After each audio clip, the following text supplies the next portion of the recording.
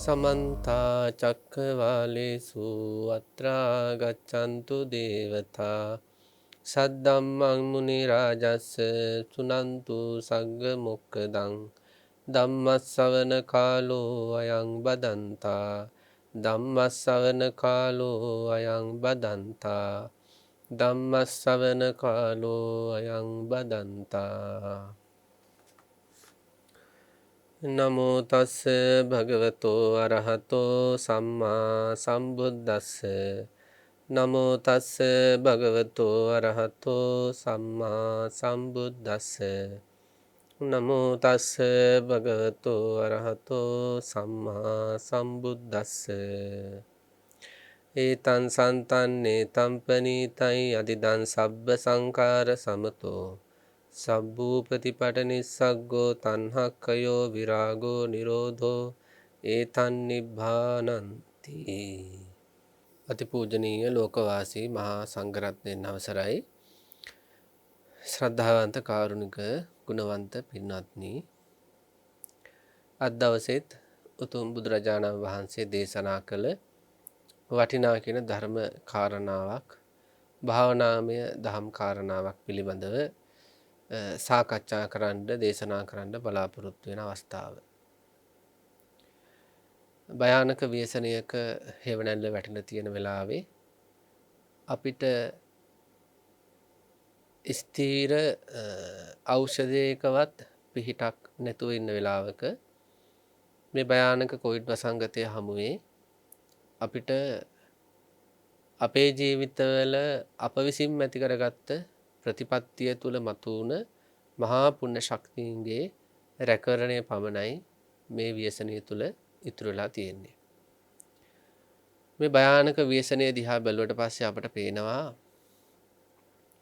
සමහර අය මේ ව්‍යසනය තුළ මිය යනවා. සමහර අයට මේ ව්‍යසනය තුළ උග්‍ර කායික පීඩා ඇති වෙනවා. සමහර අයට මේක ආසාදනය වුණාට ලොකු අමාරුකමක් නැහැ, සාමාන්‍ය විදියට පහවෙල යනවා. එතකොට එක පිරිසක් මේක නිසා මිය යන්නත්, තව පිරිසකට මේක උග්‍රව දැනෙන්නත්, තව පිරිසකට ආසාදනය වුණ මේක හේතු වෙලා ලොකු අමාරුවක් ඇති නොවෙන්නත්, තවත් පිරිසකට තවමත් ඒක ආසාදනය නොවෙන්නත් හේතු තියෙනවා.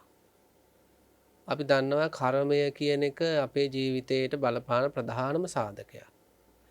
කෙනෙක් මේ ජීවිතය තුළ කුසල කර්ම හෝ අකුසල කර්ම, එහෙම නැත්නම් තමන් ජීවිතේ පින් හෝ පව් හෝ කරගත්ත ස්වභාවය, සසර ජීවිතේ පින් සහ පව් කරගත්ත ස්වභාවය අනිවාර්යයෙන්ම මේ කාරණාවට බලපානවා. මිය යන්න වෙන්න පුළුවන්. එහෙම නැත්නම් මේකින්ද දීක දුක් විඳින්න වෙන්න පුළුවන්. එහෙම නැත්නම් සාමාන්‍ය වශයෙන් දුකක් ඇති වෙන්න පුළුවන්. එහෙම නැත්නම් ආසාදනය නොවි හරි ඉන්න මට්ටමක ජීවිතයක් ගෙවන්න ලැබීමටත් මේ ගෙවි ගිය ජීවිතේ හෝ පෙර ජීවිතවල පින සහ පව කියන එක බලපෑම් මෙල්ල කරනවා. ඒ නිසා පින්නත්ති අපිට මේ කාලේ පිනෙන් මහා රැකවරණයක්, ප්‍රතිපත්තිය තුළින් උපදින මහා රැකවරණයක් මේ ව්‍යසනකාරී වෙලාවේ පිහිටක් කරගන්න පුළුවන්. විශාලා මහනුවර මහ ව්‍යසනයේ වෙද්දිත් බුදුරජාණන් වහන්සේ ධර්මයේ පිහිට, බුදු ගුණවල පිහිට, මහා සංඝරත්නයේ පිහිට තමයි අපේට තියලා විශාලා මහනුවර මහා විනාශය, දුර්භික්ෂ බිය, අමනුෂ්‍ය බිය, රෝග බිය ආදී මහා විනාශයන් පින්වත්නි බැහැර කරලා ඒ විශාලා මහනුවරට සෙත සැලැස්සුවේ. ඒ නිසා මේ භාවනා දහම් දේශනා මාලාව හොඳට අහන්න ඕන. ඉතින් අපේ ගෞරවනීය ලෝක ස්වාමීන් වහන්සේ දැන් දීර්ඝ කාලයක් තිස්සේ විවිධ ක්‍රමවේද ඔස්සේ බොහෝම වටින භාවනා දහම් දේශනා, භාවනා ක්‍රම දීර්ඝ කාලයක් තිස්සේ දැන් සිදු කරගෙන එනවා. ඉතින් ඊට අනුකූලව අපි හිතනවා බොහෝ පින්වත් අය භාවනා ආදී මේ වෙන විට බොහෝ දුරට සිදු කරගෙන යනවා ඇති කියලා. ඉතින් අද දවසෙත් අපි බලාපොරොත්තු වෙනවා බුදුරජාණන් වහන්සේ දේශනා කළ විරාග සංඥාව සහ නිරෝධ සංඥාව පිළිබඳව භාවනාමය වශයෙන් මේක හිතක හැඟීමක් විදිහට වර්ධනය කරන්නේ කොහොමද කියලා. කලින් දවසේ අපි මේකේ පළවෙනි කොටස සිද්ධ කළා. අද තියෙන්නේ අපිට මේ විරාග සංඥා නිරෝධ සංඥා කියන දෙකේ දෙවෙනි කොටස සාකච්ඡා කරන්න.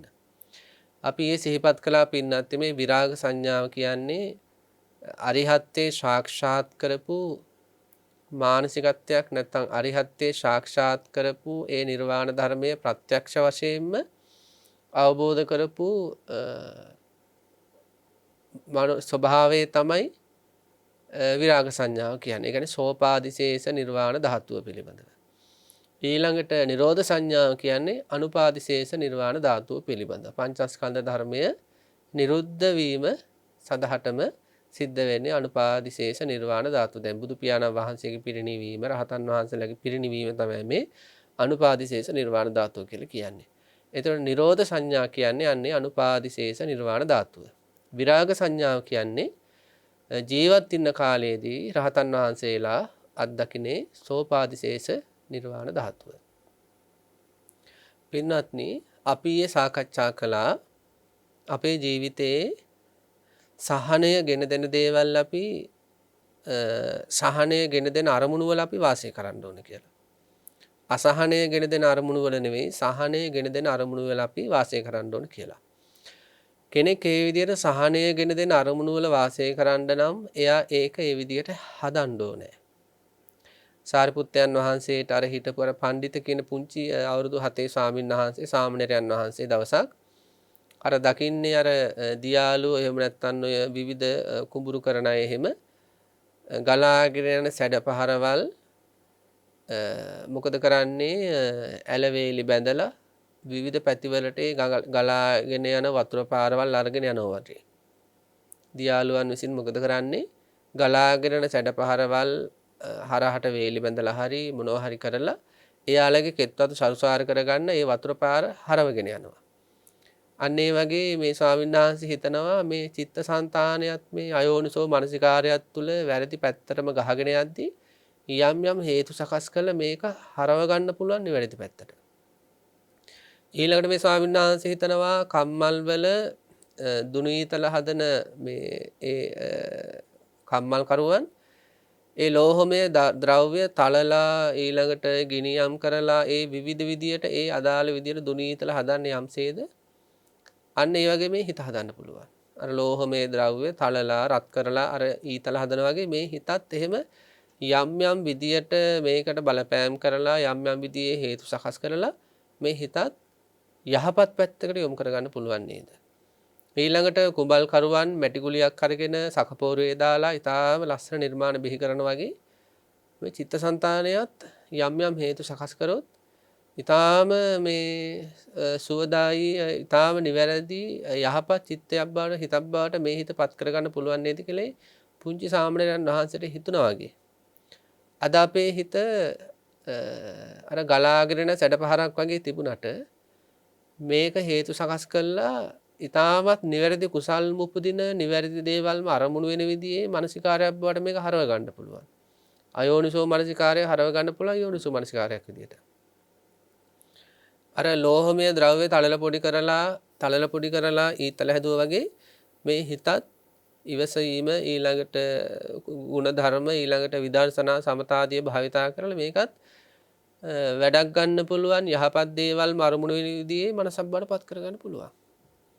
සකපෝරුවේ දාලා අර මැටි භාජන හදන වගේ මේ හිතත් මේ ප්‍රතිපත්තිය තුල හැසිරවීම තුල මේ හිතත් ඊටමත් යහපත් දේවල් අරමුණු වෙන විදිහට හදා ගන්න පුළුවන්. එතකොට අයහපත් දේවල් අරමුණු වීම තුල දුක් විඳපු කෙනාට යහපත් දේවල් අරමුණු වෙන විදිහට හිත හදා ගන්න පුළුවන් වුණොත් එතෙන් සිට මොනවද වෙන්නේ? එයාට සහනයමයි ජීවිතේට ලැබෙන්නේ. එතකොට විරාග සංඥාව තුළ සිද්ධ වෙන්නේ මෙන්න මෙයා මොකද කරන්නේ? ඒ අරිහත්ත්වේ සාක්ෂාත් කරපු උතුමන් වහන්සේලාගේ ස්වභාවය පිළිබඳව. ඒ මානසික රටාවන් පිළිබඳව, ස්වභාවයන් පිළිබඳව මෙයා නිරන්තරයෙන් මෙනෙහි කරනවා. ඒතං සන්තං. ඒ පංච උපාදානස්කන්ධ ධර්මාදී ඇසුරු කරගෙන යම්තා ගිනි ගන්න වගේ කෙලෙස් ධර්ම හට ගන්නවා නම් ඒ සියලුම කෙලෙස් ස්වභාවයන් පංච උපාදානස්කන්ධයන්ගෙන් බැහැර වෙලා යනවා නිර්වාණය සාක්ෂාත් කිරීම තුල. අන්න ඒ පිළිබඳව මෙනෙහි කරනවා. අපි ඒව කතා කළා. ඊළඟට ඒතම් පනීතං කියන්නේ නිරෝධ සමාපත්තියට සමවැදීම් ආදී තුල පුදුමාකාර ප්‍රනීත භාවයක් උපදිනවා. ඒක පංච උපාදානස්කන්ධය තුල උපදින ප්‍රනීත භාවයක් නෙවෙයි, ඒක අභිභාග්‍ය ප්‍රනීත භාවයක්. ඒ නිසා කියනවා ඒතම් ප්‍රනීතං, නිර්වාණය හරිම ප්‍රනීතයි. ඒකත් අපි කතා කළා. ඊළඟට සබ්බ සංඛාර සමතෝ, මේ ස්කන්ධ ධර්මාදී පවත්වාගෙන යෑමේ වෙහෙසක් තියෙනවා. නිර්වාණය සාක්ෂාත් කළාට පස්සේ ඒ වැඩ නතර වෙනවා. අද අපිට සාකච්ඡා කරන්න තියෙන තවත් බොහොම වැදගත් කාරණාවක්. මේක කාරණා හතරකට බෙදලා යනවා. සබ්බූපති පරිනිස්සග්ගෝ, ඒතං සන්තං පළවෙනි එක, දෙවෙනි එක ඒතං පනීතං, තුන්වෙනි එක ඒතං යදිදං සබ්බ සංඛාර සමතෝ, හතරවෙනි එක තමයි මෙනෙහි කළ යුතු පියවර සබ්බ උපදි පටිනිස්සග්ගෝ. සබ්බ කියලා කියන්නේ සියල්ල කියන එක. උපදි කියන්නේ උපද්‍රව කියන එක. දුක් කියන එක. පටිනිස්සග්ගෝ කියන්නේ අතහැරීම කියන එක. සියලු දුක්, සියලු උපද්‍රව අතහැරීම නිර්වාණයයි. එතකොට අපි එහෙම සියලු දුක් කියලා කියනවා නම් මේ සියලු දුක් වලට, සියලු උපද්‍රවයන්ට සංග්‍රහ වෙන කාරණා හතරක් තියෙනවා.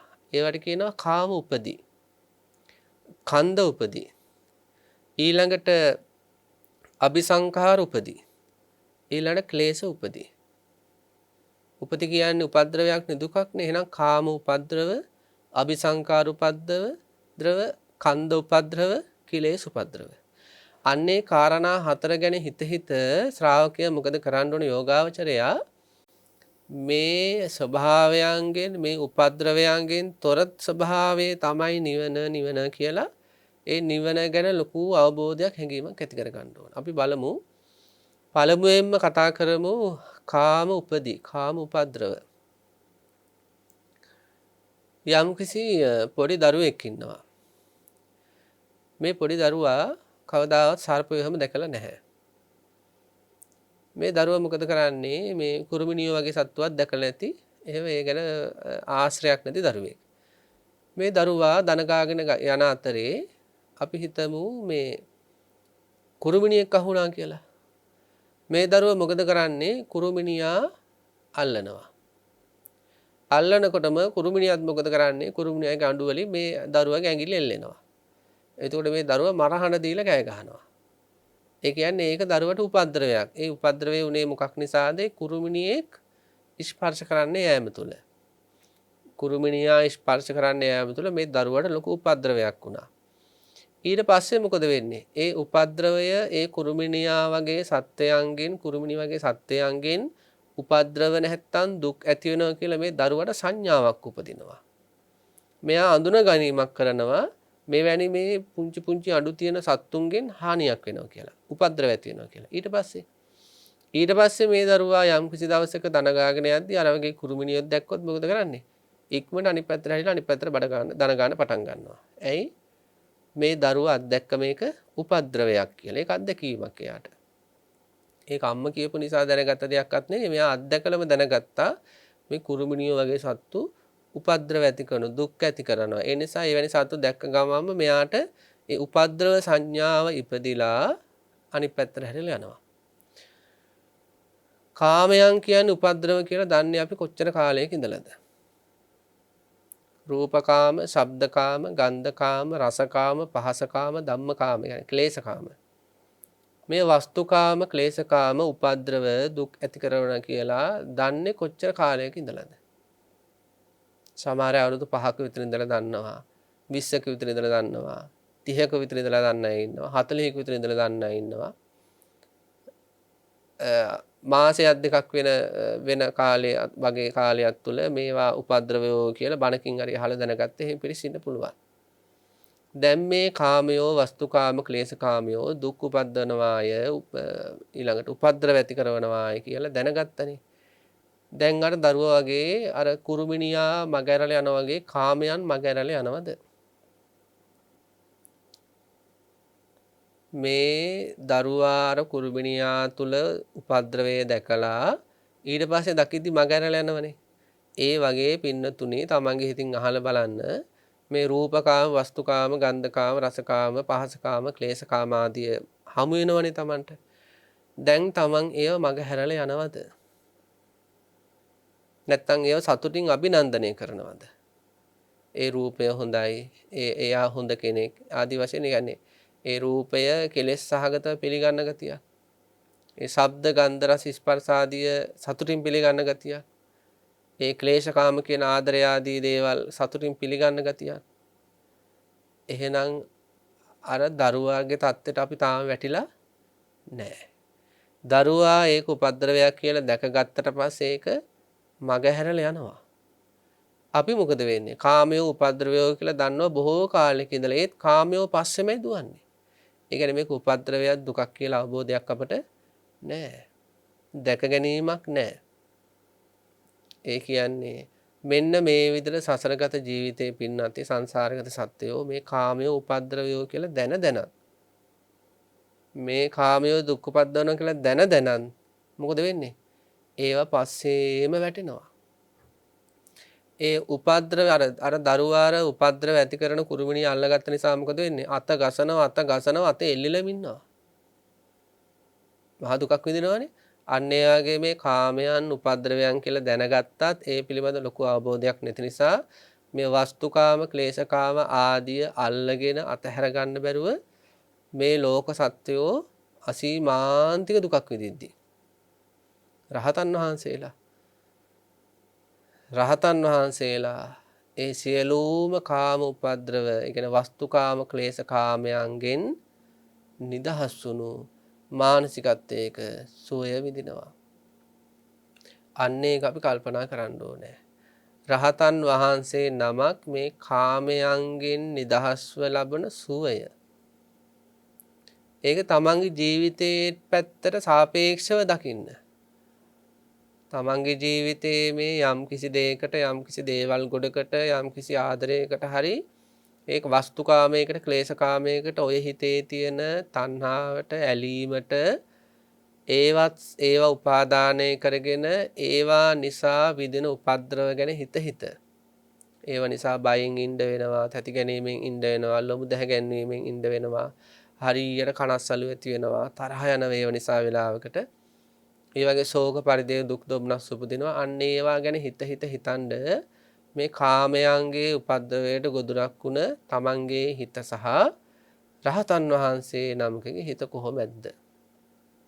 මේ නිර්වාණ ධර්මයේ සාක්ෂාත් කරපු අනාගාමි මාර්ග ඥාණයෙන් කාමරාගය ප්‍රහාණය කරපු අරිහත් මාර්ග ඥාණයෙන් අනිකුත් සංයෝජනත් ප්‍රහාණය කරපු රහතන් වහන්සේ නමක් මේ ලෝකයේ තුල හැසිරෙද්දී කාමයන් හමුවේ කාමයන් මගහැරලා යන උත්තමයෙක්. නමුත් සාමාන්‍ය ලෝකයා මොකද වෙන්නේ? මේ කාමයන්ගේ පැත්තටම ඇදී යනවා. හරියට ගිනි අඟුරු වලක් පැත්තට ඇදිලා යනවා වගේ. වනාන්තරයක යනකොට යම්කිසි පුරුෂයෙක් බොරු වලක් තියෙන දැක්කොත් ඒ බොරු වලවල් කියන ඒවා හදන්නේ ඔය විවිධ සතුන් දඩයන් කරන්න. ලොකු වලක් හාරලා ගැඹුරට ගොඩ එන්න බැරි වෙන්න ඒ වල උඩ දානවා මේ දිරාපු අතු කැබිලි. දාලා සම්පූර්ණයෙන්ම වහලා කොළරොඩු වලින් සාමාන්‍ය අර කැලේ බිමක් වගේ හදනවා. මේකෙන් මේ හරියෙන් පැනගෙන යන්න එන ඔය හාවන් මුවන් වගේ සතුන් ඒක උඩට පැන්න ගමන් කඩාගෙන ඇතුළට වැටෙනවා. අන්න ඒ වගේ බොරු වලකට අන්න ඒ වගේ බොරු වලවල් තියෙන පාරක යම්කිසි පුරුෂයෙක් ගමන් කරනවා. මෙයා දන්නේ නැහැ බොරු වලවල් තියෙනවා කියලා. මෙයා විශ්වාස කරලා බොරු වල උඩ තියෙන අර මේ අර දර වලින් එහෙම නැත්නම් දිරාපු දර වලින් හදලා කොළරොඩු වලින් වහලා තිබුණු අන්නේ ස්තරයට මොකද කරන්නේ? එයා විශ්වාසයෙන් අඩිය තියන්නේ. අයහපතක් වෙයි කියන අදහසින් නෙමෙයි. අයහපතක් වෙනවා කියලා දන්නවනම් එතෙන්ට අඩිය තියන්නේ නැහනේ. යහපතක් වෙයි කියන අදහසින් ඒ බොරු වලට අඩිය තියනවත් එක්ක මොකද වෙන්නේ? දක් ගාලා ඇතුළට වැටෙනවා. එයා විශ්වාසයෙන් අඩිය තිබ්බේ. හැබැයි මොකද උනේ? විශ්වාස කරන්න බැරි දෙයකට තමයි අඩිය තියලා තියෙන්නේ. ඊට පස්සේ අර වැලේ වැටිලා මොකද කරන්නේ? ඉතින් කෑ ගහනවා, උදව් ඉල්ලනවා. මේ ලෝකෙට වෙලා තියෙනෙත් ඕක. Taman සමහර අයගේ ජීවිතවලට ලං උනේ අර පුද්ගලයා විශ්වාසයෙන් අර බොරු වලට අඩිය ගහුවා වගේ. විශ්වාසයෙන් තමයි ඒ ජීවිතවලට ලං උනේ. හැබැයි මොකද උනේ? බොරු වලකට වැටුණා වගේ තමයි වැඩේ. බලන්න ඒක ජීවිතේ කොච්චර අත්දකලා තියෙනවද කියලා. කීයක් නම් බොරු වලවල් වල වැටලා තියෙනවද? වැටුණට පස්සේ අඩිය ගහපු එක ගැන කල්පනා කරන අපරාධي අඩිය ගැහුවේ කියලා. අමාරුවෙන් හරි ගොඩාව කියමුකෝ. ගොඩාවිලා ආපු මොකද කරන්නේ? ආපු බොරු වලකට වැටෙනවා. මේ කාලෙත් අපි දන්න ගොඩක් අය එහෙන් බොරු වලවල් වලට වැටලා තියෙන්නේ. සමහර අය බොරු වලින් ගොඩ එන්නේ නැහැ මේ බණ අහන්නේ. පොඩ්ඩක් හිත හදාගන්න. ඕකෙන් කාලයක් ඇවෑමෙන් ගැලවුණත් ආපු මොකද වෙන්නේ? ආපු වගේම වලකට ඇදගෙන වැටෙන්න පුළුවන්. එතකොට කාමයෝ කියන්නේ අන්න ඒ වගේ දෙයක්. ඒවා විශ්වාස කරන්න බැරි දේවල්. අවිශ්වාසනීය ධර්ම. කාමයෝ. කෙනෙක්ගෙන් ලැබෙන ආදරය කියන්නේ ක්ලේශ කාමයක්. ඒවා විශ්වසනීය ධර්ම නෙමෙයි. අවිශ්වාසනීය ධර්ම. විශ්වාස කරන්න බැරි ධර්ම. හැම මොහොතකම වෙනස් වෙනවා. කෙනෙක්ගේ ආදරයක් විශ්වාස කරනවා කියන්නේ බොරු වලකට පය ගැහුවා වගේමයි. වෙනසක් නැහැ. මේ ලෝකේ තමන්ගේ හිතින් අහලා බලන්න විශ්වාසයෙන් පය ගහපු මොන ආදරේද තමන්ගේ විශ්වාසය රැකලා දුන්නේ. තමන්ගෙන් අහලා බලන්න එහෙම එක ආදරයක්වත් තියෙනද විශ්වාසයෙන් පය ගහලා ඒ විශ්වාසය රැකපු චුට්ටක්වත් පොඩ්ඩක්වත් වෙනස් නොවුණු දුක් නොදුන්න කෙනෙකුට හිතෙන්න පුළුවන් මට තරුණ කාලේ එහෙම සම්බන්ධයක් තිබ්බ යා නිසා මට කිසිම දුකක් නැහැ කියලා. ඉතින් දැන් දුක් විඳිනවානේ. ඒ පය ගහපු ආදරේ අහිමි වීම තුළ දැන් දුක් විඳින්නේ නැද්ද? එහෙනම් ආදරය තුළ දුක උපදිනවම තමයි. එතකොට ඒ ආදරෙත් එක්ක තව ටික කාලයක් හිටියනම් මොකද වෙන්නේ? අනිවාර්යෙන් ඒ ආදරේ වෙනස් වීම අත්දකින්න වෙනවමයි. හැබැයි මුලදිම ඒක අතහැරලා කෙනෙකුට වර්තමාන හිතනවා නම් අනේ මං ඒ කාලේ මෙහෙම සම්බන්ධයක් තිබුණා. ඒ ආදරේ නම් හරිම විශ්වාසනීයයි කියලා. ඒ ආදරේ වෙන්වීම ගැන අහිමි වීම ගැන අද දුක් උපදිනවා. එන කාමයෝ කියන්නේ මොන පැත්තකින් හරි අපට දුක් උපද්දන උපද්‍රවයන්මයි. එතකොට මේ උපද්‍රවයන්ට අපි ගොදුරු වෙන්නේ සතියක් නෙවෙයි දෙකක් නෙවෙයි මාසයක් නෙවෙයි ජීවිතයක් නෙවෙයි ජීවිත ගණනාවක් අපි ඉස්සරහට මේව විඳ විඳ යන්න ඕනේ. ඒව අහුවෙන එක අහුවෙනම තමයි. හැබැයි රහතන් වහන්සේලා ඒ බොරු වල වැටෙන්නේ නැහැ. වැටෙන ස්වභාවයක්වත් නැහැ. ඉතින් එපමණට ඒ ජීවිතවලට ඒ කාමයන් මගහැරීම තුළ මහා සුවයක්, මහා ප්‍රීතියක්, මහා පස්සද්ධියක්, මහා සැපයක් තියෙනවා. අන්නේව මෙනෙහි කරන්න ඕන. අනේ මගේ රහතන් වහන්සේලා, ආර්යයන් වහන්සේලා මේ කාමයන් කියන මේ බොරු වල වැටෙන්නේ නැතුව කාමයන්ට ගොදුරක් නොවි මම මෙහි මේ බොරු වල වැටලා දුක් විඳිද්දී මහරහතන් වහන්සේලා ඒ කාමයන් කියන උපද්‍රවයන්ට ඒ ගොදුරක් වෙන්නේ නැතුව මොනතරම් නිදහසේ ජීවිතය අරගෙන ගියාද කියලා හොඳට මෙනෙහි කරන්න ඕනේ. අන්න එතකොට අපිට මහරහතන් වහන්සේලාගේ නිර්වාණය ධර්මයේ සාක්ෂාත් කිරීමත් එක්ක උතුමන් වහන්සේලා වින්දේ සුවය ගැන හැඟීම තියෙනවා.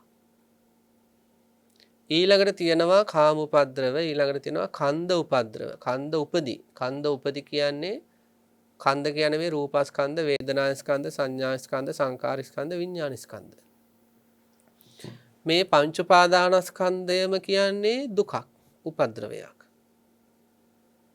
ජාති දුක, ජරා දුක, ව්‍යාධි දුක. ඒ කියන්නේ උපද්‍රව නෙමෙයි මේවා. ඉපදුනා කියන්නේ උපද්‍රව පෙරහැරක ආරම්භය. ජරාව කියන්නේ උපද්‍රවයක්, ව්‍යාධිය කියන්නේ උපද්‍රවයක්, මරණය කියන්නේ උපද්‍රවයක්.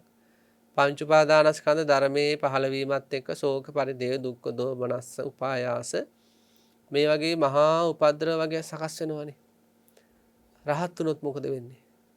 අපි දන්න රහතන් වහන්සේට නැවත ඉපදීමක් නෑ. එහෙනම් ජාතිය කියන උපද්‍රවයෙන් නිදහස්. නැවත ජරාවටපත් වීමක් නෑ කියන ජරාව කියන උපද්‍රවයෙන් නිදහස්.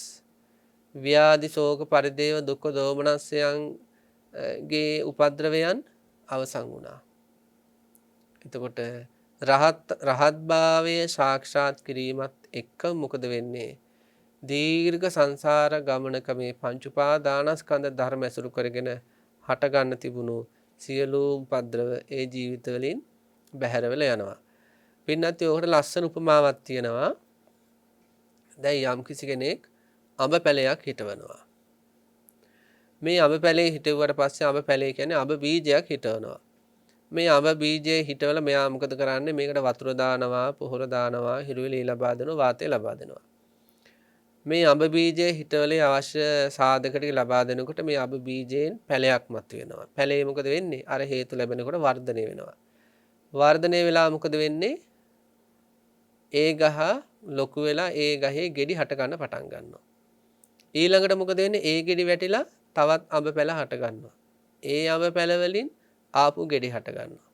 ඒ ගෙඩි වැටිලා ආපහු ගෙඩි හට ගන්නවා. එතකොට එක අඹ බීජයක් පොළොවේහි පතිත වීම තුළ ඒ හේතු සාධක සහිතව ඒක පැලවීම තුළ අඹ පරම්පරාවක් ඉස්සරහට හට ගන්නවද නැද්ද? හට ගන්නවා. අර පැල කරපු අඹේ ඇතුළ කුණු වෙලා වගේ තිබ්බනම් මොකද වෙන්නේ? එහෙනම් මොකද වෙන්නේ? අර අඹ පරම්පරාවම හටගන්නේ නැහැ. යම්කිසි අඹ ඇටයක් හිටුවට පස්සේ ඒක නිසා මහා පරම්පරාවක් අඹ පරම්පරාවක් හට ගන්නවා. හැබැයි ඒ අඹ ඇටේ විනාශ කළොත් ඒ අඹ ඇටේ විනාශ වෙලා ගියොත් මොකක් හරි හේතුවකින් අර අඹ පරම්පරාවම නිරුද්ධ වෙලා යනවා. ඒ කියන්නේ සකස් වෙන්නේ නැහැ අඹ පරම්පරාවක්. අන්න ඒ වගේ තමයි රහතන් වහන්සේගේ පංච උපාදානස්කන්ධය. රහතන් වහන්සේගේ පංච උපාදානස්කන්ධය කියන්නේ අර පැලවෙන්න බැරි විදියට විනාශ වෙලා ගිය අඹ බීජයක් වගේ.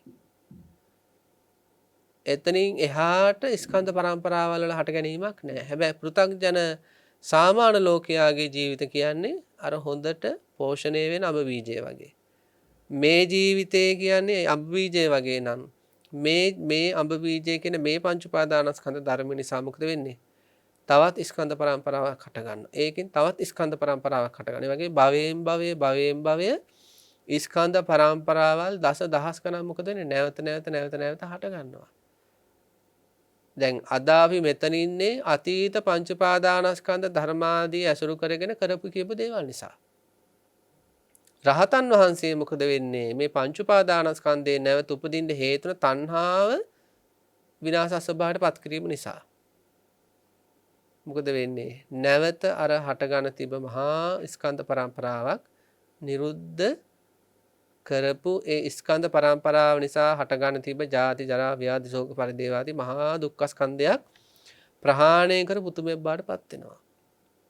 එතකොට හොඳට මෙනෙහි කරන්න ඕන ඉස්සෙල්ලා කාම උපද්‍රව කාම උපදී මේ ලෝක සත්‍යය තමයි ඇතුළු මේ කාමයන්හි උපද්‍රව සංඥා නැතිව කාමයන්ගේ උවදුරු ගැන අවබෝධයක් නැතුව මේ කාමයන්ට නැවත වස්තුකාම ක්ලේශ කාමයන්ට ගොදුරු වෙමින් යන අතරේ මීට අවුරුදු 2000 ගානකට කලින් පහළ වෙච්ච මහා රහතන් වහන්සේලා ඒ කාම උපද්‍රවයන්ගෙන් නිදහස් වුණ හැටි. ඊළඟට මේ පංච උපාදානස්කන්ධ ධර්මයන්ගේ ජාති ජරා ව්‍යාධි ශෝක පරිදේ දුක් නැවත භවගාමී ජීවිතේ හටගනිද්දී මීට අවුරුදු 2000 ගානකට කලින් පිරිනිවන් පාපු ඒ උතුමන් වහන්සේලා රහත් වෙච්ච උතුමන් වහන්සේලාගේ ස්කන්ධයෝ ජාති ජරා ව්‍යාධි ශෝක පරිදේවකින් උපද්‍රවයන් සහිතව නූපදින ස්වභාවයකට පත් වුණ හැටි. ඉතින් අන්නේව හොඳට මෙනෙහි කරන්න ඕන. මේවා මෙනෙහි කරද්දී අපට හොඳ අදහස් ඇති වෙනවා නිවන් දැකීම ගැන. මේ රහතන් වහන්සේලාගේ මානසිකත්වයන් ගැන. විශේෂයෙන්ම කාමයන් නිසා දැවෙන තැන පිච්චෙන හැම වෙලේක අපට මතක් වෙන්න ඕන රහතන් වහන්සේගේ හිතක්. මම මේ ආදරය නිසා විඳවනවා පිච්චෙනවා මම මේ කාම වස්තුව නිසා මේ ස්ත්‍රී පුරුෂයා නිසා මම පිච්චෙනවා රත් වෙනවා දැවෙනවා රහතන් වහන්සේ නමකගේ හිත. අන්න ඒව අපට හරීම සහනදායී අදහස් ඇති කරනවා. ඊළඟට කාම උපදී, කන්ද උපදී, ඊළඟට තියෙනවා අபிසංකාර උපදී. දැන් පටිච්චසමුප්පාද විග්‍රහය තියෙනවා අවිද්‍යා පත්‍යා සංඛාරා කියලා. එතන සංඛාර කියන්නේ පුණ්‍ය අபிසංස්කාර. පුණ්‍යාභි සංස්කාර. ඊළඟට ආනෙන්ජාභි සංස්කාර. ආනෙන්ජ අபிසංස්කාර. ඊළඟට අපුඤ්ඤාභි සංස්කාර. අපුණ්‍ය අபிසංස්කාර. ඒ කියන්නේ මේ සසර ගමන තුල ලෝක සත්‍යයට සසර ගමන තුල යන අයට පුණ්‍යාභි සංස්කාර ගොඩ ගැහෙනවා. පුණ්‍යාභි සංස්කාර කියලා කියන්නේ පින් සසර ගමන යන්න හේතු වෙන විදිහට සකස් වෙනවා. ඒකනේ කියන්නේ පින්නන්ති පිනක් කරද්දි උනත් නිර්වාණය ඉලක්ක කරලා පින් කරන්න කියලා. නිර්වාණය ඉලක්ක කරලායි අපි පින් කරන්න ඕනේ. ඒ කියන්නේ අපි දන් දෙනවා කියලා මේ දානය තුලින් මට නිර්වාණ ධර්මයේ සාක්ෂාත් වෙන්න ඕනේ. මේ විරාග සංඥා වඩපු අයට ඕව තමයි එන සංකල්ප.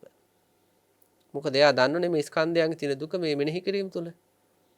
එතකොට දානයක් දෙනකොට උනත් පින රැස් වෙනකොට කියලා දැනෙනකොට හිතන්න ඕන මේ පුණ්‍ය ශක්තිය නිර්වාණ ධර්මයේ සාක්ෂාත් වෙන්න හේතු වෙන්න ඕන. ආයි සුගතියකට යන්නවත් සසර නිවන් දක්නාත සැප ජීවිත ලබන්නවත් එහෙම කල්පනා කරන්න හොඳ නැහැ. මේ විරාග සංඥාවගේ වඩපුවාට හිතෙන්නේ නිවන් දකින්න මේ පින හේතු වෙන්න ඕන. නිවන් දකින්න මේ ජීවිතේ බැරුණොත් එයා ධර්මතාවයක් විදියට සුගතියට යන එක සිද්ධ වෙනවා. දැන් යම් කිසි කෙනෙක් පව් කරනවා පව් කර කර දැන් මෙයා හිතන්න ඕනද මං අපායට යන්න ඕන කියලා. නෑනේ මෙයා පව් කරොත් එහෙම අපායට යන එක ධර්මතාවයක් විදියට වෙනවා. හිතන්න දෙයක් නෑ. ඒ වගේ පින් කර කර මම සුගතියට යන්න ඕන කියලා හිතන්න ඕනේ නෑ. සුගතියට යනවා. ධර්මතාවයක්. හැබැයි නිර්වාණ ධර්මයට යන්න නම් ඒ පින භවගාමී චක්‍රයකට ගොදුරු නොවෙන්න නිර්වාණය වෙනුවෙන්ම කැප කරන්න ඕනේ. නිවන් දකින්නයි මේ පින. නිවන් දකින්නයි මේ කුසලය. අන්න එහෙම සංකල්ප ඇති කර ගන්න ඕන. ඒ කියන්නේ ඒ විදියට කල්පනා නොකර යම් කිසි කෙනෙක් පුණ්‍යාභි සංස්කාර සසර යන විදියට මේ සිදු කරගත්තොත් සංසාරේ සැපවත් වෙන්නේ සංසාර දුක් කරදර අඩු වෙන්නයි දිව්‍ය ලෝකේ යන්නේ මනුෂ්‍ය ලෝකේ යන්නේ ඔහොම පින් පුණ්‍ය කර්ම කර කර යනවා කියමු. ඒවට කියන පුණ්‍යාභි සංස්කාර කියලා. ඉතින් මේ පුණ්‍යාභි සංස්කාර තුළ මොකද වෙන්නේ? මෙයාට සංසාර ගමනෙන් ගැලවිල්ලක්ම නැහැ. ඒකයි දේශනා කරන අවිද්‍යා පත්‍ය සංඛාරා සංඛාර පත්‍ය විඥාන විඥාන පත්‍ය නාම රූපං. මේ පුණ්‍යාභි සංස්කාර තුළ ප්‍රතිසන්දි විඥානේ පහළ වෙනවා. ඊළඟට ඒ විඥානේ පහළ වීම තුළ විඥාන පත්‍ය නාම රූපං නාම රූපයක පහළ වීම. රහතන් වහන්සේට මොකද වෙන්නේ? පුණ්‍යාභි සංස්කාර කියලා දෙයක් නැහැ. පුණ්‍ය පාප නිරුද්ධ කළුත්තමේ තමයි රහතන් වහන්සේ. ඊළඟට අපුණ්‍යාභි සංස්කාර අපුණ්‍ය අභි සංස්කාර පාපී අභි සංස්කාර. එතකොට සසර ගමනක් යන සත්‍යෝ මොකද කරන්නේ? මෙන්න මේ පාපයන් රැස් කරනවා. දැන් මේ ආසන්න ඊයේත් පොඩ්ඩක් මතක් කරා. දැන් අපට ආරංචියක් ආවා අපිට දැනගන්න ලැබුණා. දැන් ඇමරිකාවේ අලුතෙන්ම මේ කොරෝනා ආසාදිතයන් හමු වෙනවා. ඒ ආසාදනය වෙලා ටික දවසක් යද්දී මොකද වෙන්නේ? එයාලගේ දිව ඉදිමෙනවා. එතකොට දිව ඉදිමිලා ඒ කටතරන් ලොකු වෙලා දිව අඟල් කීපයක් එළියට එනවා. එතකොට ආයි ඒ මුවෙන් කිසියම් දෙයක් ඇතුල් කරන්න බටයක්වත් ගහන්න ඉඩක් නැහැ. මේ වගේ තත්ත්වයකටපත් වුණාට පස්සේ ආහාර ගැනීමක් ගැන හිතන්නවත් බෑ. ඇයි ඔහොම වෙන්නේ? සියල්ලටම හේතුවක් වෙන ලෝකයේ තුල ඇයි එහෙම වෙන්නේ? පෙර පාපයන්. පරුෂ වචන කීම, බොරු කීම, කේලම් කීම ඊළඟට සම්පප්පලාප.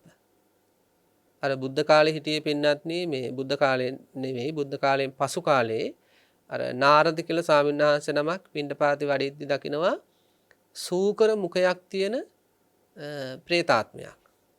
ඒ කියන්නේ මූණ සූකරයෙක්ගේ වගේ. ශරීර දෙවි කෙනෙක්ගේ වගේ. ඇත් කඳ ලිහිණියා කියලා හිටියේ. කඳ ඇත් ඔළුව ලිහිණියෙක්ගේ වගේ. අන්න ඒ වගේ මේ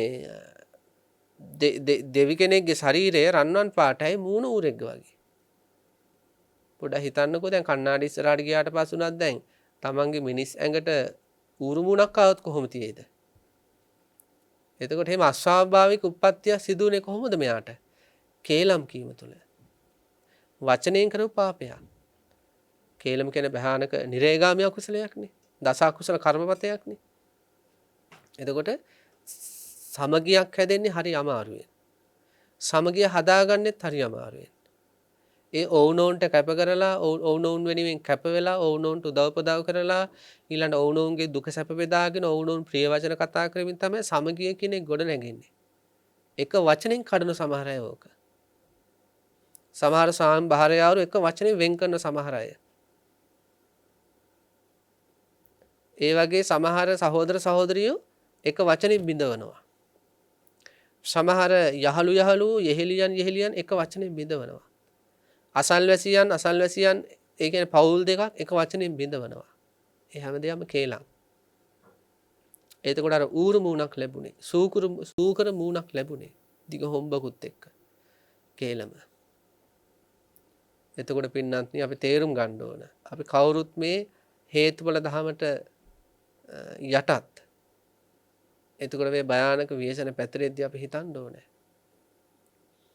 අතීත වචනයන්ගේ අසංවරයන් නිසා මේ වගේ දේවල් කාටුණත් වෙන්නේ.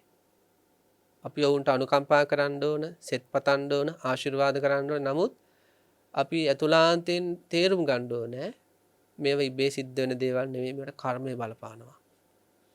එහෙනම් අපි මොකද කරන්න ඕනේ? පරුස වචන කියලා අයින් කරන්න ඕන. අර වගේ හිතා ගන්න බැරි එවැනි දුක්ඛිත තත්ත්වයන්ට දැන් ඔය අපි ඔය ගත්ත මේ කොරෝනා වෛරසය තුළ ඇතිවෙච්ච ආසාදනයන්ට අර වගේ මුවතරම් ලොකු දිවක් ඇදි වෙලා අඟල් දෙක තුනක් එළියට යන මට්ටමකට එන්න වචී දුස්චරිත බලපානවා. බලන්න සමහර අය පරුස වචන කියනවා, අම්මා තාත්තා මතක් කර කරත් සමහර අය පරුස වචන කියනවා. සත්තුන්ගේ නම් කියනවා. මේ මොකද්ද මේ කරගන්නේ?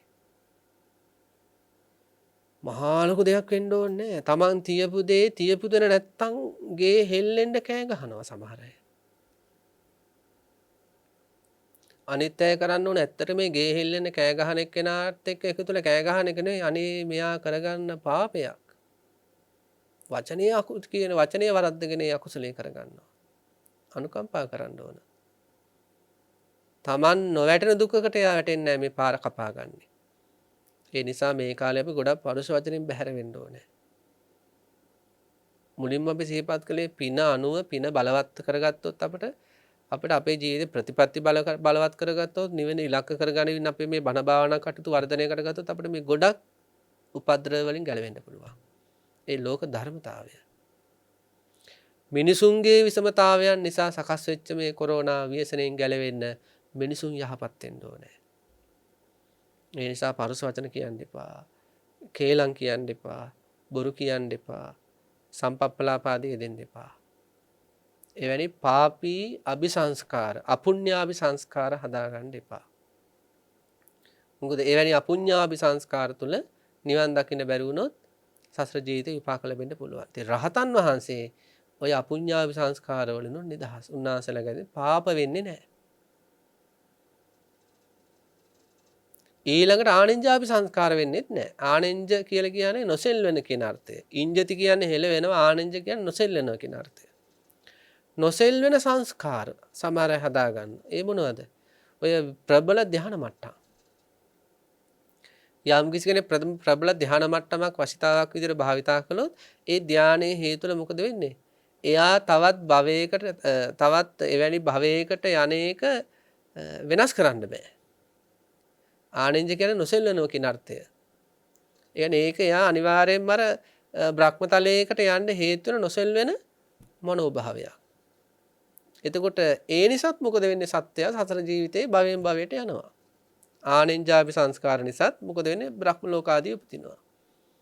රහතන් වහන්සේලාට ආනෙන්ජාපි කියන සංස්කාර ස්වභාවයක් නැහැ. එතකොට පුඤ්ඤාභි සංස්කාරත් නැහැ, ආනින්ජාභි සංස්කාරත් නැහැ, අපුඤ්ඤාභි සංස්කාරත් නැහැ. එහෙනම් කොහොමද විඥානයක් පහළ වෙන්නේ? අර මේ බුදුරජාණන් වහන්සේ කාලේ මේ ඒක පුරුෂයෙක් ඉඳලා තියෙනවා මේ හිස් කබලට තට්ටු කරලා ඉපදුණු භවය ගැන කියනවලු. එයා කරන්නේ හිස් කබල අරගෙන පොඩ්ඩක් තට්ටු කරලා ඊට අනුකූලව කියනවලු මෙයා මෙන්න මෙයාගේ ජීවිතේ ඉපදලා තියෙන්නේ. දස බුදුරජාණන් වහන්සේ හිස් කබලක් දුන්නා. පොඩ්ඩක් ඕකෙත් කියන්නකො කොහෙද ඉපදලා තියෙන්නේ? මෙයා තට්ටු කරන මෙයාට එන්නේ අරමුණු මේ කොහෙද මේ මොන භවයේද කියලා. ඉතින් මෙයා කල්පනා කරන ඇයි ඉන්නේ නැත්තේ? මගේ ශාස්ත්‍රීය දුබලතාවයක්ද? ඒතර බුදුරජාණන් වහන්සේ දේශනා කරන ඔය රහතන් වහන්සේ නමගේ හිස් කබලක් කියලා. අර ගෝධික ස්වාමීන් වහන්සේ වක්කලි ගෝධික ස්වාමීන් වහන්සේ සතකින් දිවිතොර කරගෙන ඒ ඇති වෙන වේදනාව තුළ විදර්ශනා කළ රහත් වෙලා පිරිනුවම් පෑවා. ඊට පස්සේ බුදුරජාණන් වහන්සේලා ඇතුළු ස්වාමීන් වහන්සේලා ඒ ගෝධික ස්වාමීන් වහන්සේ වැඩ වාසය කරපු ගල්තලාවට එනවා. ගල්තලාවට ඇවිල්ලා ඒ ගෝධික ස්වාමීන් වහන්සේගේ හිස කඳින් වෙන් වෙච්ච ඒ උත්තමයන් වහන්සේගේ ශරීරය ළඟ ඉන්න අතරේ මොකද වෙන්නේ? කළු දුමාරයක් හතර පැත්තම පැතිරෙනවා. එතකොට බුදුරජාණන් වහන්සේ ස්වාමීන් වහන්සේලාට සිහිපත් කරනවා, පේනවද මේ කළු දුමාරය? එහෙමයි ස්වාමීනි. ඔය කළු දුමාරය නෙවෙයි, ඔය මාරය කියනවා. මාරය හොයනවා මගේ පුත්‍ර ගෝධිකගේ විඥාණය පහළුනේ කොහෙද කියලා. ඒත් එයාට කොහොම කළත් එහෙම හොයාගන්න බෑ. ඇයි? ප්‍රතිසන්දි විඥානයක් නැහැ. ආනෙන්ජාපි සංකාර, පුඤ්ඤාපි සංකාර, අපුඤ්ඤාපි සංකාර නිරුද්ධයි. රහතන් වහන්සේගේ. ඉතින් මොනතරම් ලාභයක්ද මේ පින් පව් අතර දෝලණය වෙමින් මේ සසර ජීවිතේ අර මේ ගැඩලි ගොඩලි සහිත කරත්ත පාර ගැන කරත්තේ වගේ අර පැත්තට වැනි වැනි මේ පැත්තට වැනි වැනි වලවල් වල වැටි වැටි ගැස්සි එපා කරපු සසර ගමනන්නේ මේ අපේ මේ පුණයි පවයි එක්ක අපි යන්නේ. ඉතින් සංසාර ගමන කොච්චර අපි එහෙම එනවද? තවත් එක් නවාතනක් විතරනේ මේ. ආපු මේ කරත්තේ ඇදගෙන යන්න එපා ඉස්සරහට. පින් පව් කියන කරත්තේ. ඉතින් ඒක සැපට මෙය වෙන්නෙත් නෑනේ. දැන් පෙර ජීවිතේ පිනකට ආව මේ ජීවිතේ දැන් පින්වන්ත විදියටමද ජීවිතේ අරගෙන යන්නේ නෑ. වෙලාවකට දුකයි, වෙලාවකට සැපයි, වෙලාවකට දුකයි, වෙලාවකට සැපයි. එතකොට මෙන්න මේ පින් පව් සහිතව මේ යන කරත්තයක් වගේ පංච උපාදානස්කන්ධයේ ඉස්සරහට යන ගමන නිරුද්ධ වෙනවා අරිහත්ත්වයේ තුල. එතකොට පුඤ්ඤාභි ආනෙන්ජාභි කියන සංස්කාර තුල යම්තාක් උපදි හට ගන්නව නම්, උපද්‍රව හට ගන්නව නම්, සසර පැවැත්ම සකස් වෙනව නම් රහතන් වහන්සේ තුල නැත්තම් නිර්වාණ ධර්මයේ සාක්ෂාත් කිරීම තුල ඒක වෙන්නේ නැහැ කියලා මෙයා හොඳට මනසිකාර කරනවා. අපි මේ කතා කරන දේවල් තමයි දැන් භාවනාවේදී කල්පනා කරන්න ඕන. මේව කල්පනා කරද්දී පින්නතුන තව පැතිකඩ වලින් මේ නිවන ගැන හැඟීම වැඩි වෙන දේවල් ආවර්ජන වේ. මොකද Taman දන්න දැනුම් අනුව. ඉතින් ඒතර කාම උපදී වලින් තොර නිවනක්, කන්ද උපදී වලින් තොර නිවනක්, ඊළඟට අபிසංකාර උපදී වලින් තොර නිවනක් සහ ඊළඟට කිලේශ උපදී. රාගය නිසා දැන් කාම උපදී කියද්දී එතනදී අපි විශේෂයෙන්ම කාමච්ඡන්දය ගැන එහෙම කතා කළා. මෙතන කිලේශ උපදී කියද්දී ඊට පස්සේ එතන ව්‍යාපාද, තීන මිද්ද, උද්ධච්ච කුක්කුච්ච, විචිකිච්ඡා ආදී එහෙම ඒ කෙලෙස් ධර්ම නිසා හරියට උපද්‍රව ඇති වෙනවා. මේ කෙලෙස් ධර්ම හට ගන්නවා කියන්නේ උපද්‍රවයන්ට පරිසරය හදනවා කියන එක. يعني නිවස තුල ඉද්දී අපි හිතුව තමන්ට කේන්තියාව කියලා. එතකොට උපද්‍රවයක් ඒ හදන්නේ තමන්ට.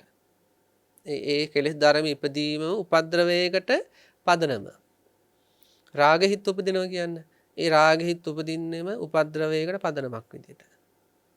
ඒ ලොකු විනාශයක ආරම්භය. ඒ කෙලෙස් ධර්මයෝ ඒකයි උපදි කියන්නේ. කෙලෙස් ධර්ම කියන්නේ උපද්‍රව. කෙලෙස් ධර්ම කියන්නේ දුක්. ඒ හට ගන්න වෙලාවෙත් හිතට අමාරුයි. මේ විරාග සංඥාවක් උපදිද්දි හිතට හරි සැපයි. නිරෝධ සංඥාවක් උපදිද්දී එහෙම හැඟීමෙන්දී හිතට හරි සැපයි. රාගය උපදිද්දී හිතට හරි අපහසුයි. දුකක් ඒක. ඉතින් කිලේශ උපදී. අනේව හොඳට මෙනෙහි කරන්න. ඉතින් රාග, දේශ, මෝහ ආදී කෙලෙස් ධර්මයන්ගේ දැන් අර අපි පිළිතුරට මතකනේ අර ආසන්න කාලේ මේ සිද්ධියක් උනේ ඒක ගොඩක් ප්‍රසිද්ධ උනේ අර අවුරුදු 50 ගානක මහත්මයෙක් අවුරුදු 30 ගානක තරුණියක් එක්ක අර සම්බන්ධය. ඉතින් ඒ අතරමැද දෙන්නගේ හිතවල මොනවද තියෙන්නේ? රාගයනේ. ඔවුනොන් කෙරෙහි රාගය ඇති වුණා. ඊට පස්සේ උපද්‍රවය දෙන්නට දෙන්නම නැති වුණා. පවුල් වල අයටත් ඒ දෙන්න නැති වුණා. එතකොට මේ රාගයක් උපදිනවා කියන්නේ, ද්වේෂයක් උපදිනවා කියන්නේ දැන් සමහර දේශාදී අකුසල හමුවේ මාතෘ ඝාතන වෙනවා, පීතෘ ඝාතන වෙනවා, භාර්යාව ඝාතනය කරනවා, සාමියා ඝාතනය කරනවා. එතකොට මේ කෙලෙස් ධර්ම වල තියෙන බියකුරුකම සහ උපද්‍රව ඇති කරන ස්වභාවය එහෙම හිතන්න ගියොත් අපිට මේ මහ බයක් ඇති වෙනවා. ඇයි? ඒව අපේ හිතවල තාම හට ගන්න නිසා. අපි සමුච්ඡේද වශයෙන් ප්‍රහාණය කළා නැති නිසා. හැබැයි රහතන් වහන්සේ නිදහස්. ඒ රහතන් වහන්සේගේ හිතේ එහෙම කොච්චර නිදහසක් ඇද්ද? ඒ නිර්වාණ ධර්මයේ සාක්ෂාත් වීම තුළ කෙලෙස් උපදි ප්‍රහාණය වුණා. ඒ මෙන්න මේ කාරණා හතර ගැන මෙනෙහි කිරීමට කියන සබ්බූපති පටිනිස්සග්ගෝ. ඒතං සන්තං ඒතං පනීතං යදිදං සබ්බ සංකාර සමතෝ සබ්බ උපති පටිනිස්සග්ගෝ. කාම උපදි, ක්ලේශ උපදි, අபிසංකාර උපදි, ඛණ්ඩ උපදි. සබ්බූපති පටිනිස්සග්ගෝ. ඒ සියලු උපද්‍රව අතහැරිලා. පටිනිස්සග්ගය කියන්නේ අතහැරුණා කියන අර්ථය. ඒ රහතන් වහන්සේලා නිර්වාණය සාක්ෂාත් කිරීමත් එක්ක. ඊළඟට සබ්බූපති පටිනිස්සග්ගෝ තණ්හක්කයෝ. රූප තණ්හා, ශබ්ද තණ්හා, ගන්ධ තණ්හා, රස තණ්හා, පහස තණ්හා, ධම්ම තණ්හා ආදී 108 ආකාර කොටේ තණ්හාවේ ප්‍රභේද තිනේ ඔක්කොම ප්‍රහාණය. මේක මහා ආශ්චර්යයක්. රහත් වෙනවා කියන එක. මහා ආශ්චර්යයක්. නමුත් ඒ කළ හැකි දෙයක්. අද මේ බණහන අපේ පින්නතුන් වගේ අයම තමයි අතීතයේදී භාවනා කරලා වීර වර්ධනය කරලා සිහිය නුවණ ඇති කරගෙන ප්‍රතිපත්ති පුරලා මේ අපි මේ කතා කරන මේ විරාගික தත්ත්වයට ආවේ. මේ ගෙවල් දොරවල් හිටපු අම්මලා තාත්තලා බුද්ධ කාලේ කොච්චර ශාසනයට ඇවිල්ලා රහත් වුණාද? අර බක්කුල ස්වාමීන් වහන්සේ අවුරුදු 80 දී තමයි ශාසනයට එන්නේ. රාද ස්වාමීන් වහන්සේ අවුරුදු 80 දී ශාසනයට එන්නේ. ඒ වගේ බුද්ධ කාලේ හිටපු එහෙම මේ ගෘහස්ත ජීවිත ගත කරපු අය ඇවිල්ලත් රහත් වුණා. සමහර අය ගෘහස්ත ජීවිතේදීම රහත් වෙලත් ඔය පිරිනිවන් පාපු අය හිටියා. අනාගාමී වෙච්ච අය ගොඩක් හිටියා. සකෘදාගාමී වෙච්ච අය ගොඩක් අය හිටියා. ඉතින් යාළ අනිවාර්යයෙන්ම රහත් වෙන අයනේ. ඒ නිසා මේ අපිට මේ තියෙන එකම විසඳුම සසර ජීවිතයෙන් පැන ගන්න මේ නිර්වාණය ගැන මේ වගේ මානසිකාර පවත්තල හැඟීම් ඇති කරගෙන ඒ පැත්තටම නැමිලා කටයුතු කරන්න ඕන. එතකොට මේ සියලුම උපද්‍රවයන්ගෙන් නිදහස් වෙනවා. තණ්හක්කයෝ විරාගෝ ඒ කියන්නේ නිර්වාණය කියන එක. නිරෝධෝ කියන්නේ පංච උපාදානස්කන්ධ ධර්මයේ සම්පූර්ණයෙන්ම නිරුද්ධ වී යෑම. අපි සිහිපත් කරන්නේ මෙතන මේ තියෙන්නේ විරාග සංඥාව කියන්නේ සෝපාදිශේෂ නිර්වාණය. ඒ කියන්නේ රහත් වුණාට පස්සේ සිදුවන පළවෙනි නිවන් දැකීම. තමයි ඒතං සන්තං ඒතං පනීදං යදිදං සබ්බ සංකාර සමතෝ සබ්බූපති පටිනිස්සග්ගෝ තණ්හක්කයෝ විරාගෝ කියන්නේ. අනුපාදිශේෂ නිර්වාණය කියලා කියන්නේ පංච උපාදානස්කන්ධයන් නිරුද්ධ වී යෑම. එතකොට ඒක තමයි අර ටිකම කියනවා ඒතං සන්තං ඒතං පනීතං යදිදං සබ්බ සංකාර සමතෝ සබ්බූපති පටිනිස්සග්ගෝ තණ්හක්කයෝ විරාගෝ නිරෝධෝ ඒතං නිබ්බානං. එයයි නිර්වාණය. සෝපාදිශේෂ අනුපාදිශේෂ නිර්වාණය ගැන විස්තර කරලා ඒතං නිබ්බානං. ඒක තමයි නිර්වාණය. ඉතින් මේව ගැන මේ අපි මේ දවස් දෙකේම කතා කරපු මේවා ගැන කල්පනා කරනවා නම් භාවනාමය වශයෙන් පරයන්කයට ගිහිල්ලා මේ පීවර ටික අරින් ඒතං සන්තං. ඒ පංච උපාදානස්කන්ධ ධර්මාදීෙහි තියෙන අසාන්ත භාවයන් දුරු වෙනවා. අරිහත්ත්වේ සාක්ෂාත් කිරීම තුලත් ඊළඟට පිරිනිවන් පෑම තුලත් ඊළඟට ඒතම් පනීතං ඊළඟට නිරෝධ සමාපත්තිය වල සමවැදීම් තුල ඊළඟට පරිනිර්වාණයට පත්වීමම තුල පුදුමාකාර ප්‍රණීත භාවයක් තියෙනවා. ඊළඟට යදිදං සබ්බ සංඛාර සමතෝ. ඒ සියලුම සංස්කාර ධර්මයෝ සංසිඳල යනවා අරිහත්ත්වයට පත්වීම තුලත් ඊළඟට පරිනිර්වාණයට පත්වීම තුලත්. ඊළඟට සබ්බූපති පටිනිස්සග්ගෝ කියන කාම අபிසංකාර කිලේශ ඛණ්ඩාදී සියලු උපද්‍රවයන් නිදහස් වෙනවා අරිහත්ත්වයට පත්වීම තුලත් ඊළඟට පරිනිර්වාණයට පත්වීම තුලත්. ඊළඟට තණ්හක්කයෝ තණ්හාව සම්පූර්ණයෙන් නිරුද්ධ වෙනවා ඒ අනුපාදිශේෂ සෝපාදිශේෂ කියන නිර්වාණ ධාතු තුල. එතකොට මේ දෙක තුල තමයි මේ විරාගය සහ නිරෝධය කියලා මේ සංඥා දෙකක් විතර මේක පුරුදු කරන්න බුදුරජාණන් වහන්සේ දේශනා කළේ. ඉතින් මේ කාරණා ජීවිතයට එකතු කරගන්න නිරන්තරයෙන්ම නිවන අරමුණු වෙන විදිහට නිරන්තරයෙන්ම නිවන ගැන හැඟීම් ඇති වෙන විදිහට ඊළඟට මහරහතන් වහන්සේලා ගැන නිරන්තරයෙන්ම කල්පනාව ඇති වෙන විදිහට පරිසරය හැදෙනවා මේ මානසිකාර පැවැත්වුවොත්. අර දියාලුවෝ Tamanට අවශ්‍ය පැත්තට වතුර පාරවල් හරව ගන්නවා වගේ වැරදි පැත්තට යන අපේ මානසිකාරය නිවන පැත්තට රහතන් වහන්සේලා පැත්තට හරව ගන්නටයි විරාග සංඥාව නිරෝධ සංඥාව. හැම දිනාටම විරාගික හැඟීම් නිරෝධ සංඥා පිළිබඳ හැඟීම් නැවත නැවත උපදීවා ජීවිතයට සහනදායී අරමුණුම එකතු වේවා. ඒ තුලින් තව තවත් තමන්ගේ ජීවිතයට මේ ඉදිරි කටයුතු කරගෙන යාමට අවශ්‍ය ශාසනික කටයුතු කරගෙන යාමට අවශ්‍ය පන්නරය ඇති වෙලා මේ බුද්ධ ශාසනය තුලදීම ඒ උතුම් නිර්වාණයම සැනසේවා කියලා අපි ප්‍රාර්ථනා කරනවා ආශිර්වාද කරනවා. පින්වත්නි අද දවසේ ධර්ම දේශනාව සඳහා සදැහැති දායකත්වයේ ධර්මයෙන් කටයුතු කරන්නේ මේ මාසයේ කියන්නේ මේ මැයි මාසයේ යෙදී තිබෙන අවන්ති මානවඩු ඊළඟට සහ නිල්මිනි මානවඩු කියන සොහොයුරන්ගේ ජන්මදිනයේ නිමිත්තෙන්. ඉතින් දායකත්වයේ ධර්මයෙන් කටයුතු කරන්නෙත් ඒ නිල්මිනි මානවඩු සහ අවන්ති මානවඩු කියන ඒ පින්වත් අය විසින් ඇතුළු කලන මිතුරු සමූහය කියලා සඳහන් කරලා තියෙනවා දායකත්වයේ දරන්නේ පින්තුන් විදියට.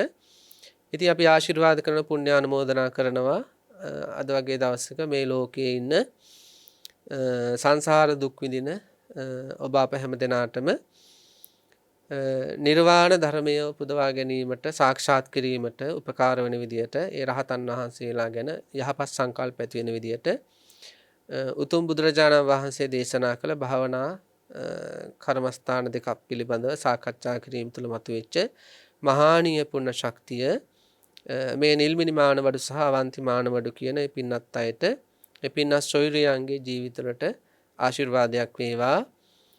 ඒ ඇත්තන්ගේ කායික මානසික දුක් පීඩා ආදී දුරු වේවා. මේ උතුම් පුණ්‍ය ශක්තිය ආශිර්වාදයෙන් සියලු දෙවියන්ගේ ආරක්ෂාවෙන් තුනුරුවන්ගේ ආශිර්වාදයෙන් තව තවත් මේ උතුම් ශාසනික ගුණ ධර්ම වලින් පෝෂණය වෙමින් මේ වෙහෙසකාරී සංසාර දුකෙන් නිදහස් වීමට නිර්වාණය සාක්ෂාත් වීමට මේ පුණ්‍ය ශක්තිය මේ කුසලය පාරමී ධර්මයක් වේවා කියලා අපි ප්‍රාර්ථනා කරනවා. ඊළඟ විශේෂයෙන්ම සිහිපත් කරලා තියෙනවා මේ පින්වත් අයගේ දයාබර අම්මා තාත්තලාට يعني දෙමව්පියන්ට සහ මාමට ආශිර්වාද කරන්න බලාපොරොත්තු වෙනවා කියලා. ඉතින් මේ පින්තුන් මේ ලෝට බිහි කළ දයාබර දෙමව්පියන්ට අම්මා තාත්තලාට අම්මා තාත්තට ඒ වගේම ඒ මාමට මේ සිදු කරගත් උතුම් පුණ්‍ය ශක්තියෙන් ආශිර්වාදය වේවා. තුරුරුවන්ගේ රැකවරණය වේවා. බොහෝ කාලයක් තව තවත් මේ දහම් සුවය විඳිමින් බොහෝ කාලයක් දීර්ඝායුෂ විඳීමට තුනුරු මේ සිදු කරගන්න උතුම් පුණ්‍ය ශක්තිය ආශිර්වාදයක් වේවා. ඒ දෙමව්පියන් ඇතුළු මාමා ඇතුළු පවුලේ හැම දෙනාට උතුම් නිර්වාණ ධර්ම සාක්ෂාත් වෙත්තා කියලා අපි ප්‍රාර්ථනා කරනවා. පවුලේ සියලුම මියගිය ඥාතීන්ට මේ පින් අනුමෝදන් වේවා. සුජීවත්ව සිටින නෑදෑ පිරිසටත් කල්ලන මිතුරන්ටත් මේ උතුම් පුණ්‍ය ශක්තිය පිහිටෙන් සෙත ශාන්තිය සැනසෙල්ල ලැබේවා කියලා නිල්මිනි මානවඩු සහ අවන්ති මානවඩු දෙසොහොයුරියන් විසින් සිහිපත් කරලා දායකත්වයේ ධර්මයෙන් කටයුතු කරනවා. ධර්ම ශ්‍රවණය කළ දායකත්වයේ දරපු ඔබ හැම දෙනාටම බුද්ධ ආදී රත්නත්‍රය අනන්ත ගුණානුභාව බලයෙන් සෙත ශාන්තිය සැනසෙල්ල නිවීමම ලැබෙත්තා කියලා අපි ප්‍රාර්ථනා කරමින් දේශනාව මෙතනින් අවසන් කරනවා. ආකාසට්ඨා ච බුම්මට්ඨා දේවා නාග මහිද්దికා පුඤ්ඤන්තං අනුමෝදිත්වා චිරන් රක්칸තු ශාසනං චිරන් රක්칸තු දේශනං චිරන් රක්칸තු මම් පරන්ති.